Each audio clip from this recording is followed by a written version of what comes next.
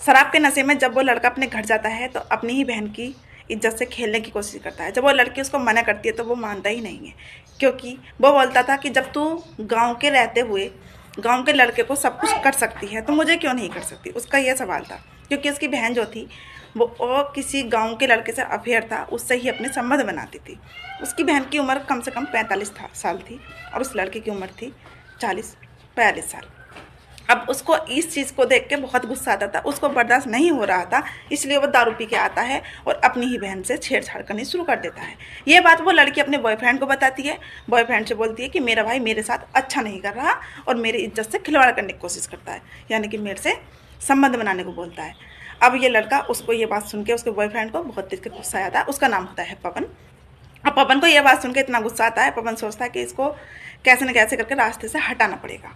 अब पवन उसको मारने का सिलसिला जारी कर देता है। उसकी बहन से पूछता है कि इसको रास्ते से ख़त्म कर दूं, तो हाँ ना में कोई जवाब नहीं देती है कि तुम जानो मुझे नहीं पता, पर ये मेरे साथ बदतमीजी ना करे, उसने ये सब बोला। अब पवन जो है गूगल पे सब कुछ सर्च मारता रहा और ये देखता रहा कि अब इसके भाई जो था अंकित, उसको दुनिया से, घर से अलविदा, दुनिया से अलविदा कैसे करना है। उसको समथिंग 1 महीना हो गया सर्च मारते मारते कि किसी को पता भी ना चले और मर्डर हो जाए। करीबन 1 महीना बीत गया। 1 महीने के बाद में उसको पता चला कि पोटेशियम साइनाइड कुछ होता है, एक पदार्थ होता है जिसको सुनार यूज करते हैं सोना और चांदी को साफ करने के लिए। अब उसको इस चीज़ के बारे में पता चलता है, सोडियम साइनाइड के बारे में। अब सोडियम साइनाइड के बारे में जब उसको पता चलता है तो वो गूगल से पूछता है कि ये मिलेगा कहाँ, कैसे मुझे रिसीव होगा। ये बात जब वो सुनता है तो गूगल भी आसानी से बता देता है कि सुनार के पास मिलेगा। सुनार इसको आभूषण साफ करने के लिए यूज करते हैं। अब वो सुनार के पास जाता है, सुनार से बोलता है। सुनार ने उससे कुछ नहीं पूछा और 500 रुपये लिया और उसको एक गोली थमा दी। अब वो उस गोली को ले जाके अपनी गर्लफ्रेंड, यानी कि अपनी गर्लफ्रेंड को दे देता है, उस भैया की बहन को, जिसके साथ वो रेप करने की कोशिश कर रहा था। अब उसको जब ले आके तो उसके हाथ में देता है तो वो बोलता है कि खाने में अपने भाई को मिला कर दे देना और ये इसका गोविंदाई नमो नमः हो जाएगा। अब ये बात उसकी इतनी हिम्मत नहीं थी, उसने खाना करके दिया, कोशिश करी खाने में गोली गिरने की, पर उसकी इतनी हिम्मत नहीं हो पाई कि वो खाने में जहर मिला के, मतलब वो पोटेशियम की गोली मिला के दे देती। उसने बाप से अपने बॉयफ्रेंड पवन को गोली दे दी। जब पवन को उसने गोली दी तो पवन बोला अब तो मुझे ही कुछ करना पड़ेगा और ये ऐसे बात नहीं बनेगी। अब वो एक दुकान से अपने दोस्त से एक पौवा खरीदता है। तो पौवा आपको पता ही है, अब मतलब बोतल वगैरह में नहीं आते हैं। एक पाउच लिया शराब का, वो पाउच लेने के बाद में उसमें सोरी करी छुड़िया, और सोरी करने के बाद में वो गोली पीसने के बाद में उसमें पाउच के अंदर बढ़ा के, पाउच में जब अंदर पहुंचा दी वो, उसके बाद में उसने एक फेविकोल ली और उसको पाउच को बिल्कुल बंद करके अब उससे पूछता है कि तुम्हारा भाई अब कहाँ गया है। वो गया था तेल पिलवाने के लिए सरसों का। जब सरसों का तेल पिलवाने वो कोल्हू पहुंचा तो कोल्हू पे बहुत सारी भीड़ लगी हुई थी। ये घटना है दोस्तों 3 अप्रैल सन 2026 की। जब 3 अप्रैल को वो कोल्हू पे तेल निकलवाने जाता है तो वहाँ पे बहुत सारी भीड़ थी, वो बैठा हुआ था। अचानक से ये अपने दोस्त को उसके पास भेजता है और बोलता है कि चलो क्या कर रहे हो भाई। बोलो कुछ नहीं, तेल निकलवाने आया हूँ, भीड़ लगी हुई है इसलिए बैठा हूँ, इंतज़ार कर रहा हूँ। तो बोले चलो दारू ही पीते हैं, फ्री की दारू मिल जाए शराबी को तो इससे अच्छा क्या काम होगा। जब शराबी को फ्री की दारू मिल जाती है तो फिर आगे पीछे दाएं बाएं वो कुछ नहीं देखता है। इसके साथ भी यही हुआ अंकित के साथ। अंकित को जब फ्री की दारू मिली तो अंकित बोला कोई बात नहीं, टाइम है अभी कोल्हू पे तेल निकलवाने का, अब मैं इससे इतने दारू ही पी लेता हूँ। अब ये दारू पीने बैठता है तो 2 लोगों को और साथ में बिठा लेता है कि आ जाओ तुम भी दारू पी लो मेरे साथ। अब उसमें तो पोटेशियम मिला हुआ था, उसको भी नहीं पता था। अब वो तो दारू देकर चला जाता है अपने घर। अब वो 3 लोग जो दारू पीते हैं, तीनों की मृत्यु हो जाती है।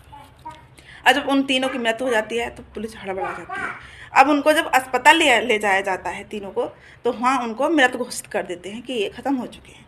अब वहाँ से पुलिस को सूचना दी जाती है कि शराब में कुछ था।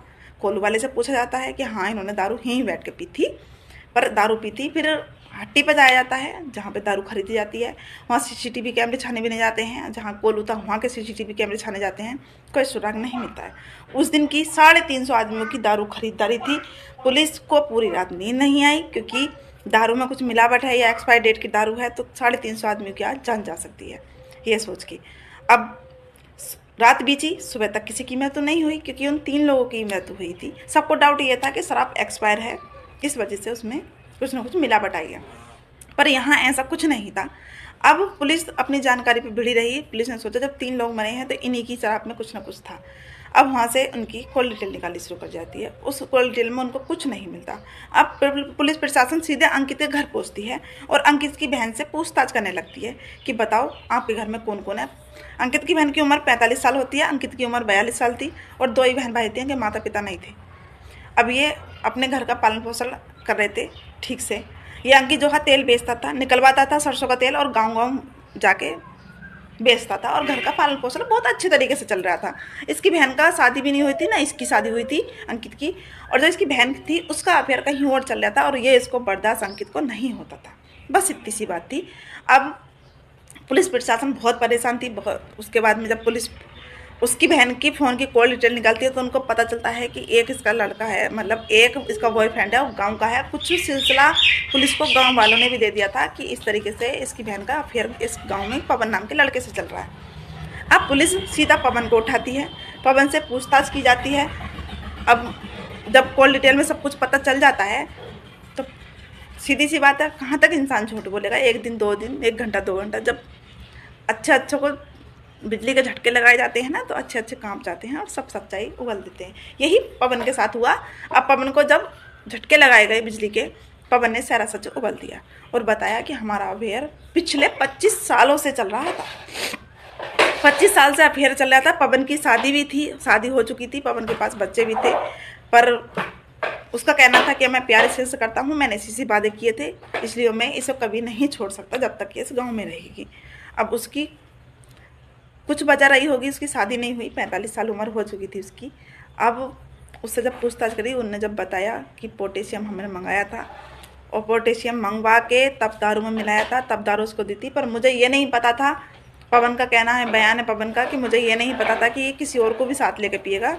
मैंने सिर्फ इसको दारू का जो क्या बोलते हैं, दारू का जो पाउच था, मैंने सिर्फ इसके पीने के लिए दिया था। मैंने ये नहीं दिया था कि कोई और भी इसके साथ पिएगा, ना ही मैंने मना करता तो वो शक कर लेता। इसलिए पवन ने किसी और के हाथों से उसके भैया को वो पाउच शराब वाला उसके भैया के हाथों पहुँचवा दिया।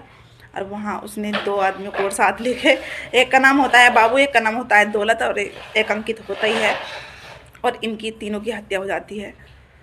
तो दोस्तों कहानी बहुत दिल दहलाने देने वाली है। एक गांव के बॉयफ्रेंड के होते हुए उसने अकेले इकलौते भैया को मरवा दिया। और ये कहीं मतलब हर जगह औरत अपने आदमी को मरवा रही है, यहाँ पे एक बहन ने अपना भैया ही मरवा दिया। खुद की हिम्मत नहीं हुई तो क्या हुआ, कम से कम भैया की खुशी के लिए उस बंदे को तो छोड़ सकती थी ना। पर पता नहीं आजकल की माताओं बहनों को क्या हो गया है, क्या सिर पे भूत सवार हो गया है, जो अपनों के औरों के वजह से औरों को जान बचाने की वजह से अपने घर को दुश्मन बना बैठी। गैर इतने प्यारे लगने लगते हैं और अपने घर के उन्हें दुश्मन लगने लगते हैं और अपने घर को कोई शर्मसार कर देती हैं महिलाएं। और सबसे ज़्यादा इनमें बुद्धि जो है ना महिलाओं में होती नहीं है, ये बयान मैं दे रही हूँ। ये कभी भी ये नहीं सोचती हैं कि दूसरे के खातिर हम अपनों को गवा देंगे और जब अपने नहीं होंगे तो दूसरे हमारे लात मार के इधर से उधर पहुँचा देंगे। अब दोनों पुलिस की हिरासत में हैं, जेल तो जाएंगे ये तो अनिवार्य है, पर फांसी हो जाए तो बहुत खुशी मिल जाएगी। तो आज की कहानी क्या कहूँ, तो बस मेरा कहानी सुनाने का इतना से महत्व था। अपने घर की बहन बेटियों पे ध्यान रखो। जय हिंद, जय भारत।